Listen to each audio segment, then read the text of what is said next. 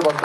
আমরা সেদিন কথা দিয়েছিলাম আমাদের দলের ভারপ্রাপ্ত চেয়ারম্যান যদি কখনো কোনো জেলা সফর করে, যদি ঝিনাইদহ জেলা সফর করে, আমরা কথা দিয়েছি আমি জেলা বিএনপির সভাপতি হিসেবে তাকে অনুরোধ করব, রিকোয়েস্ট করব, সেই সফর যেন সর্বপ্রথম ঝিনাইদহ জেলায় যদি একটি মিটিং করে, সেই মিটিংটা হবে মহেশপুর প্রস্তাবপুর নির্বাচন এলাকা।